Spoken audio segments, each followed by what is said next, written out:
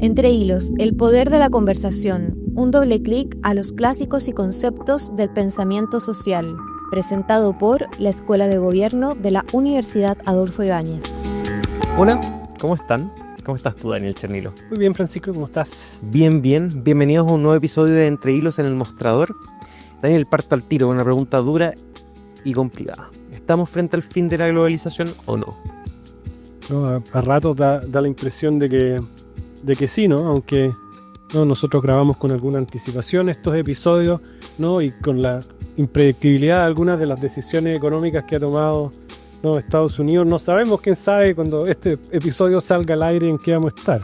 Pero efectivamente hemos vivido un tiempo donde esta idea de la vuelta de los aranceles y los impuestos a las importaciones y a las exportaciones no se ha vuelto tan común. Y por eso hoy día un poco pensamos en hablar de globalización, del fin de la globalización. No necesariamente vamos a hablar de globalización económica, un poco hablamos de eso, ¿no? La semana pasada también cuando hablamos de capitalismo, pero sí sobre la idea de globalización en general, ¿no? ¿Qué dimensiones tiene? ¿De dónde viene? Un poco explorar esa idea del globo como este planeta que compartimos.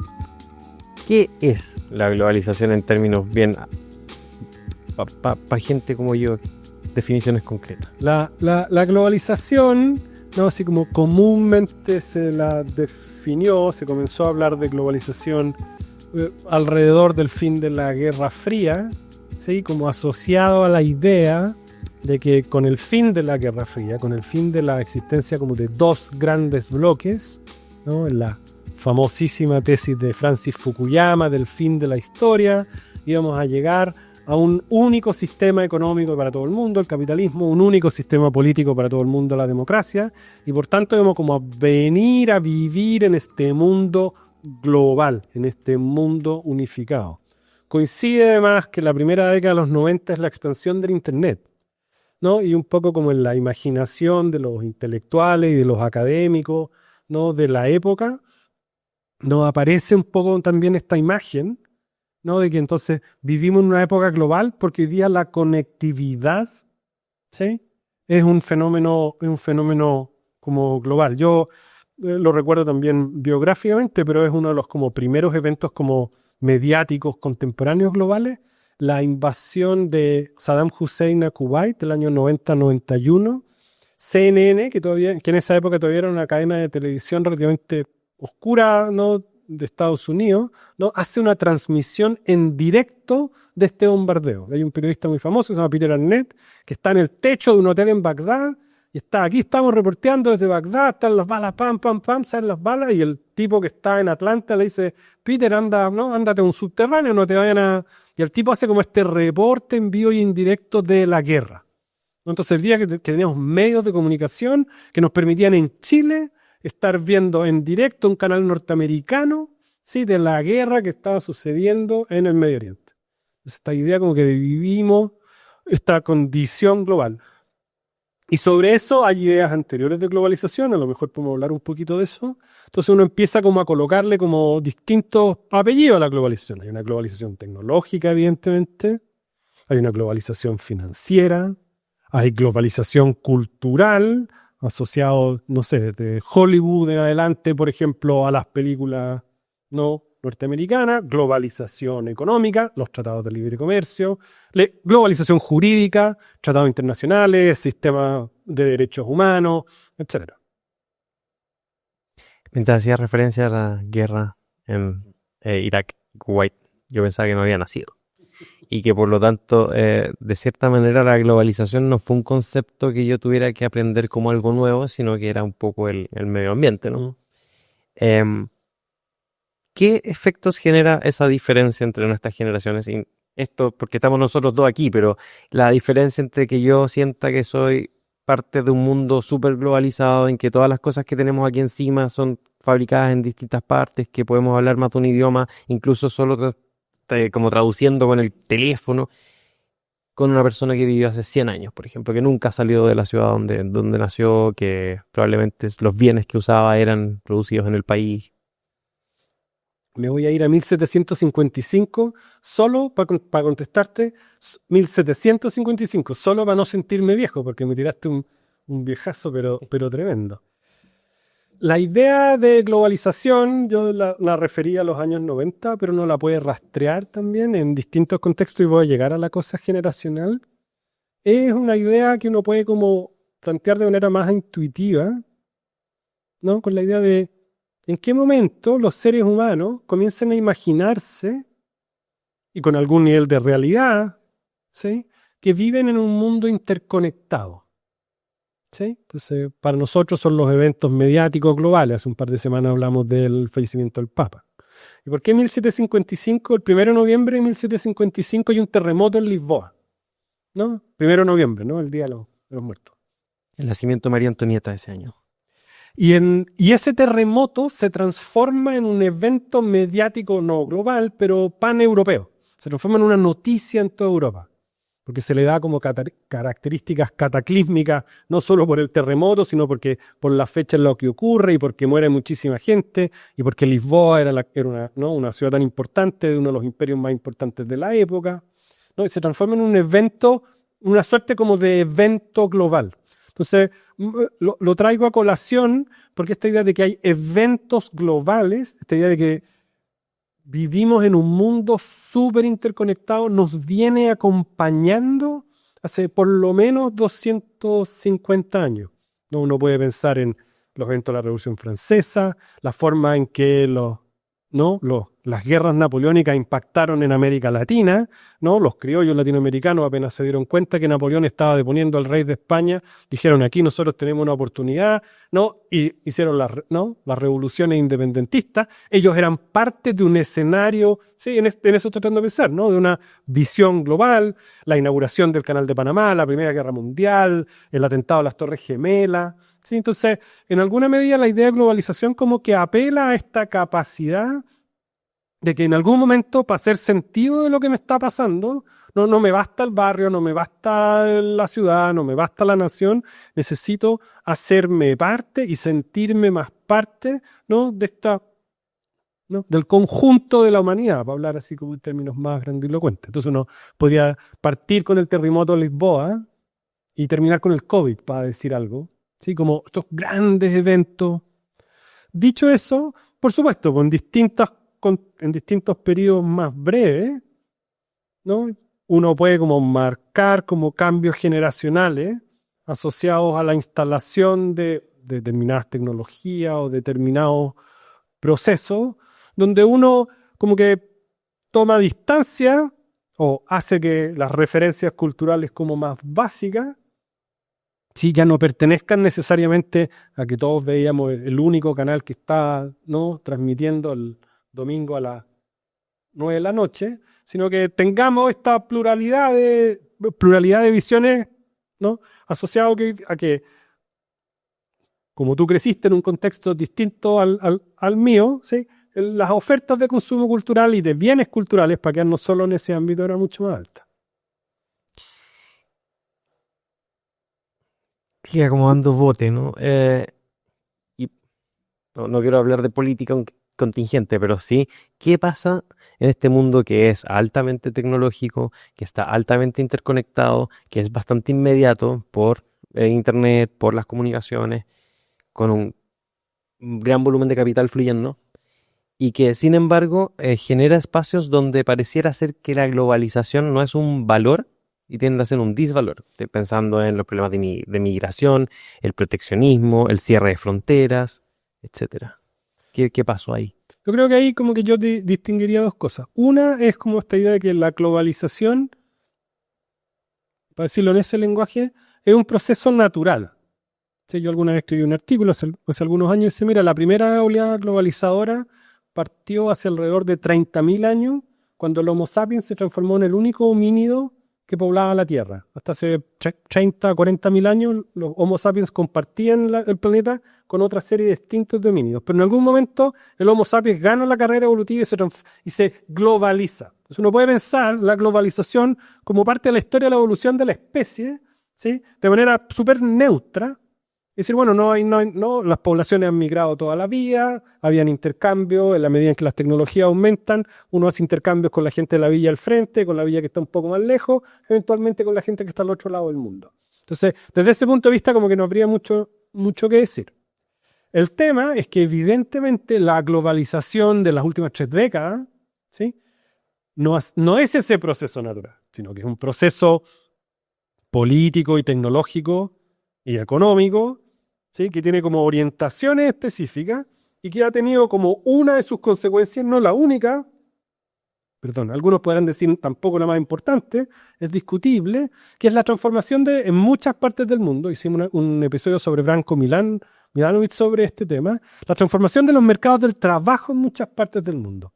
Las condiciones laborales, las condiciones salariales, ¿sí?, las expectativas, hablamos de promesas incumplidas de la modernidad hace un par de semanas, ¿sí? Eso ha cambiado de manera muy radical. Y esa globalización económica, asociada a los tratados de libre comercio, asociada a estas cadenas de montaje de productos complejos que viajan en distintas partes del mundo, a esta idea de que aranceles cero a escala global va a ser una suerte como de juego siempre positivo para todos los actores involucrados, esa cuestión en determinados países del mundo y en determinados contextos viene hace rato tambaleando.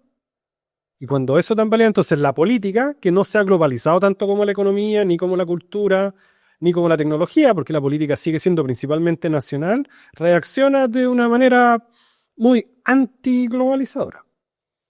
Voy a hacer una breve pausa para recordar que este espacio, Entre Hilos, es presentado por la Escuela de Gobierno de la Universidad Adolfo Ibáñez y su doble título en Ingeniería Comercial y Sociología, el proceso de admisión 2026.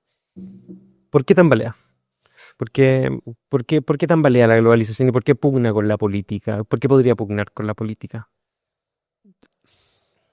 Yo creo que la principal razón, es una pregunta bien difícil, yo creo que la principal razón es porque operan como con lógicas distintas.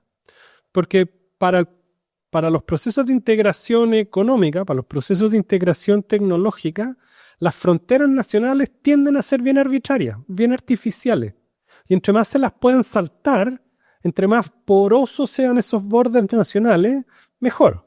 He escuchado varias veces que me he dicho que las fronteras son artificiales respecto de algunas cosas. ¿A qué te refieres con artificiales? Las fronteras nacionales son artificiales porque cuando hay un proceso económico, cuando hay que integrar un proceso productivo, ¿sí?, lo más racional para la economía es buscar dónde está la mejor mano de obra, dónde están las materias primas más baratas y buscar la forma de integrar eso en un sentido en que si eso queda en Chile o en Argentina o en Bolivia, da lo mismo. En ese sentido. O sea, que la lógica de la ganancia lo que busca es procesos productivos más eficientes y la bandera, ¿no?, o el color del pasaporte de los trabajadores o la bandera de la mina, ¿no?, del país donde se extraen los materiales es secundario. Pero para la política no. Porque la política, no tenemos muy pocas, por supuesto en la Unión Europea, pero en América Latina prácticamente nada. Existe el Parlamento Europeo, que es muy pequeño, el Parlamento Latinoamericano, que es muy pequeño, pero la política sigue siendo nacional y sigue teniendo que transaccionar fundamentalmente con decisiones, con problemas, con votaciones que se juegan a escala local. Entonces yo creo que la política, y eso es parte, yo creo, de la discusión que tuvimos también sobre la crisis de la democracia, yo creo que uno lo ve como bastante. La política está como una suerte de zapato chino, porque por un lado sabe que los procesos productivos más importantes, para un país como Chile indudablemente, son internacionales, sino derechamente globales.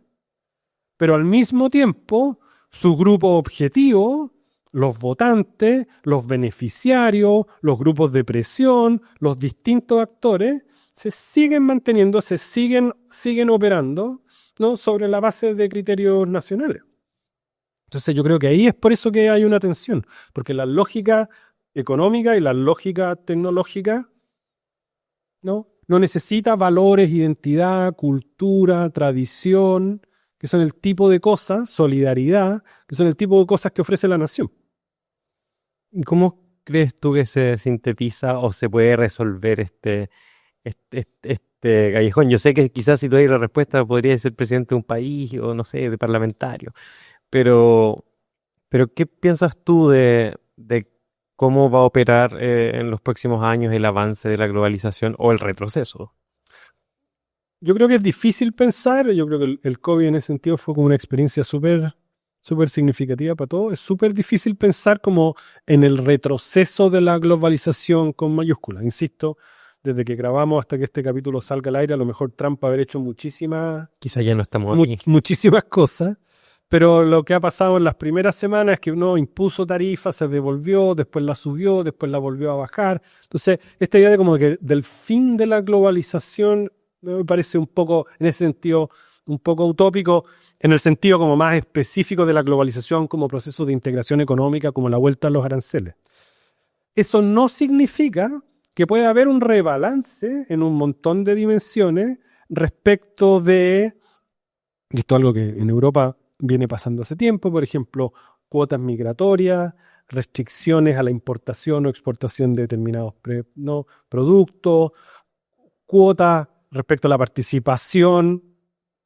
Recuerdo el caso británico sobre la participación de capitales chinos en industrias, ¿no?, que en Inglaterra se observan como estratégicas. En Chile lo mismo, ¿no? Una discusión hace no mucho tiempo sobre la llegada de capitales chinos a una universidad en el norte para la instalación de un telescopio que generó toda clase de resquemores. Eso no, globalización no significa, ¿no?, hacer que todo sea plano, que haya ¿no?, que no haya ninguna clase de controles intermedios, que desaparezcan los estados nacionales.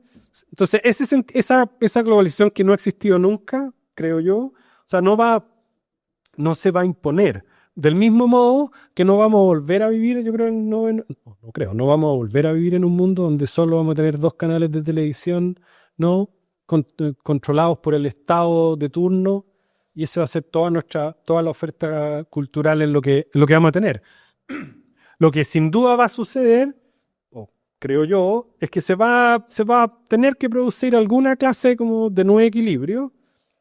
Por ejemplo, la participación de otras monedas, además del dólar, en los mercados financieros de manera más intensa, ¿sí? No, el reposicionamiento de actores en Europa o la misma China en su presencia en distintos continentes. Alguna clase de rebalanceo es efectivamente lo que estamos, yo creo, viendo. Salgamos por un momento, y en lo que nos queda del capítulo, de la economía. Vamos a la parte de economía. Hablemos de cultura un poco. ¿Tú te sientes un ciudadano global? ¿Tú te sientes una persona que se mueve como pez en el agua en distintos espacios y que agrupa muchas culturas en tu misma persona? Es una pregunta capciosa. Sí y no. ¿No? Tuve la fortuna de vivir fuera. Soy hijo y nieto de migrantes y puedo hablar más de un idioma, aunque solo uno más. Entonces, en algún sentido, he tenido la fortuna de ser parte del mundo, o sentir la posibilidad de sentir como parte de esa ciudadanía del mundo, y en otro sentido no, porque hay montones de cosas y eventos que suceden en el mundo que me parecen realmente ajenos, con los que no tengo como mayor afinidad, mayor sintonía. Y en un tercer sentido, hicimos un episodio hace algún tiempo sobre Robert Fine. Uno de los temas en los que yo he trabajado durante mucho tiempo es sobre el concepto de cosmopolitismo, que es esta idea como de la pertenencia común, esta idea de ciudadanía global. Y en el sentido de que pareciera un poco en la línea de lo que veníamos hablando, de que parte de los desafíos que tiene el mundo contemporáneo es que tenemos una política que está desacoplada de los procesos culturales, tecnológicos y económicos más importantes, que se mueven en una escala súper global, y nuestra política es muy nacional aún. Entonces, en algún sentido diría, no soy un ciudadano del mundo, porque ninguno de nosotros, lamentablemente, es ciudadano del mundo, porque no tenemos instituciones políticas, ¿sí?, en las cuales poder participar en la toma de decisiones colectivas, ¿no?, como ciudadanos del planeta. Te lo pregunto porque en el brevísimo tiempo que nos queda, ¿cómo ves tú como sociólogo, como profesor, el equilibrio, no quiero usar equilibrio, no, la relación entre la globalización y la tensión que puede generar cierto retorno a ideas más nacionalistas, como hablamos hace un par de capítulos, o la necesidad de reincorporar ciertas ideas propias de un lugar particular y una cultura particular? ¿Cómo pugna eso? Voy a contestar de una manera un poco tramposa. la reaparición global de las ideas nacionales ya es un fenómeno global, ¿no? Esta rearticulación del nacionalismo que vemos en todo el mundo es un fenómeno de la globalización, ¿no? Un poco se hace trampa a sí mismo, reivindica lo nacional, pero cuando lo nacional se está reivindicando en tantas partes del mundo de manera tan similar, ¿sí? Para obtener objetivos políticos, para promover causas políticas tan similares, uno diría, ellos son los primeros exponentes de esta nueva globalización. Entonces uno diría, ese rebalanceo es una cuestión o esa tensión es una cuestión permanente entre factores nacionales y globales. Sí, yo creo que no está en la visión que me imagino, y no está en general en esta literatura, esta idea de que nos vayamos a ir a vivir a un estado mundial sin identidades particulares, sin tradiciones, sin diferentes comillas y con una policía global, ¿no? Que lo sabe todo sobre todos nosotros. Esa visión distópica no es la visión de la globalización, de la globalización como más integrada, sino que es un espacio, ¿no? Donde podemos vivir, ¿no? En estas distintas escalas y tener espacios de desarrollo y de ciudadanía, de participación en la vida cultural, política, cívica, artística, ¿no? A distintas escalas, desde el barrio hasta el planeta, ¿no? Pasando por la ciudad, la región y el país. Esa es un poco la imagen más balanceada, tal vez, de globalización. Bien, y con esa respuesta nos tenemos que despedir de este capítulo de Entre Hilos. Nos pueden seguir escuchando en el mostrador. Muchas gracias, Daniel Chernilo, y hasta la próxima. Adiós.